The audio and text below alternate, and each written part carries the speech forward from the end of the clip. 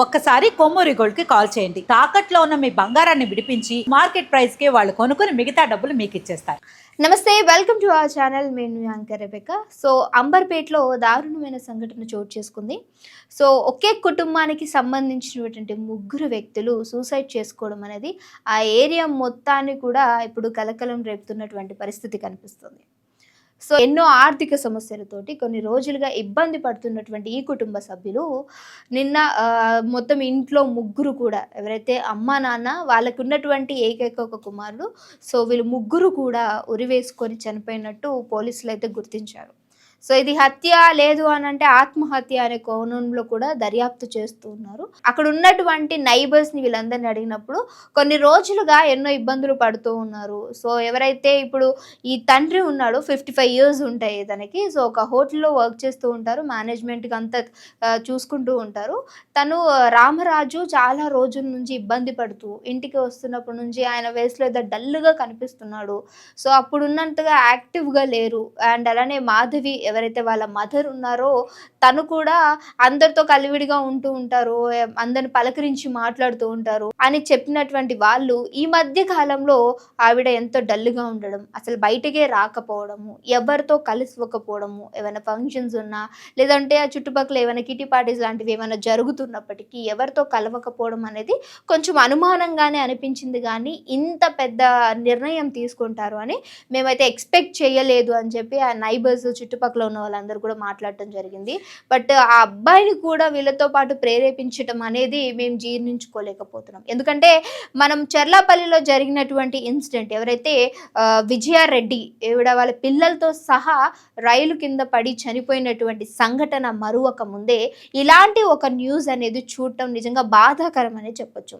So పిల్లల్ని ఎలా ప్రేరేపిస్తున్నారు, నిజంగా మనము ఇంట్లో ఉంటున్నాము అని అంటే పిల్లల కోసమే గడుపుతున్నాము, వాళ్ళని మొహం చూసే నేను నిజంగా ఇన్ని బాధలు దిగమింగుకుంటున్నానని చెప్పే తల్లిదండ్రులను చూసాము. కానీ ఇంకా మాకు బతకడానికి ఒక ఛాన్స్ లేదు, అన్ని అప్పుల పాలైపోయాం, అప్పులు వాళ్ళు ఇంటికి వస్తున్నారు. సో ఈ బాధలు తట్టుకోలేక మేం లేకపోతే మాకున్నటువంటి ఈ సంతానం ఎలా కాలాన్ని గడపగలరు అనే అనుమానంతో, లేదు అంటే అది స్వార్థం అనుకోవాలా, ప్రేమ అనుకోవాలా, లేదు దీనికి ఇంకా ఏం పేరు పెట్టాలి మాకు అర్థం కావట్లేదు అని చుట్టుపక్కల ఉన్న వాళ్ళు మాట్లాడిన పరిస్థితి కనిపిస్తుంది. ఎవరైతే వాళ్ళ బాబు ఉన్నారో శశాంక్ 24 years, ఇంకా చాలా జీవితం ఉంది. అలాంటిది వీరితో పాటు ఏ విధంగా ప్రేరేపించుంటారు? నిజంగానే ఆత్మహత్య చేసుకున్నారా, లేదు అంటే ఇంకేమైనా ఇతర కారణాలు ఉండొచ్చా అనే దర్యాప్తులో కూడా అది కేసు అయితే ఫైల్ చేయడం జరిగింది. అక్కడ ఉన్నటువంటి పోలీస్ వాళ్ళు కూడా చుట్టుపక్కల ఉన్న వాళ్ళని ఎంక్వైరీ చేస్తూ ఉన్నారు. సో ఇప్పుడు అసలు ఏంటి, వీళ్ళు ఏం చేస్తూ ఉంటారు, నిజంగా చనిపోవడానికి కారణాలు ఏంటి, ఈ ఒక్క విషయంతో చనిపోతారా అనేది మాట్లాడుకుంటే ఒక హోటల్లో మేనేజ్మెంట్ వర్క్ అనేది చూసుకుంటూ ఉంటారు రామరాజు. సో ఈయన చాలా ఏళ్ళుగా ఆ వర్క్లో కంటిన్యూ అవ్వడము, సో దాంట్లో చాలా లాభాలు అనేది రావడం, దాంట్లోనే కంటిన్యూషన్స్ చేసుకుంటూ ఉండడం. బట్ గత కొంతకాలంగా ఆయనకి అందులో నష్టాలు రావడము, పెట్టిన పెట్టుబడులన్నీ పోవడము, ఇంటికి అప్పులు వాళ్ళు రావడము, సో ఆఫీస్కి వెళ్ళినటువంటి పరిస్థితుల్లో కూడా ఇలాంటివన్నీ సంఘటనలు చోటు చేసుకోవడం, చాలామంది కూడా ఇబ్బందికరంగా కలిగించే మాటలు మాట్లాడటం కూడా ఈయన తీసుకోలేకపోయాడు అనే వార్తలు అయితే వినిపిస్తున్నాయి. అదే విషయాన్ని భార్యకి వచ్చి చెప్పినప్పుడు మాధవి, సో మరి ఇవన్నీ చూసుకుందాం, నిజంగా ఇంట్లో ఇల్లాలు ఉంది అని అంటే ఇంటిని అంతటిని కూడా చక్కబెట్టేది ఇల్లాలు అని ఒక పేరు ఉంటుంది మహిళకి.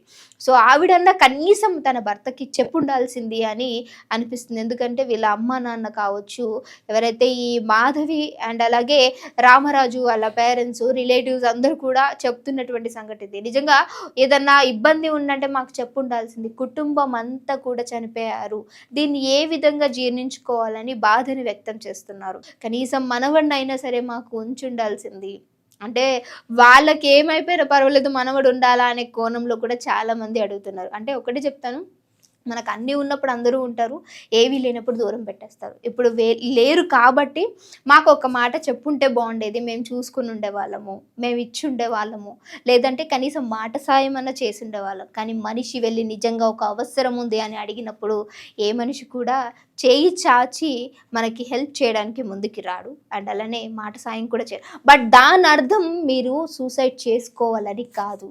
దయచేసి ఇలాంటి నిర్ణయాలు తీసుకునే వాళ్ళ కోసమే ఒక మాట చెప్తున్నాము. సో చాలా మార్గాలు ఉంటాయి నిజంగా.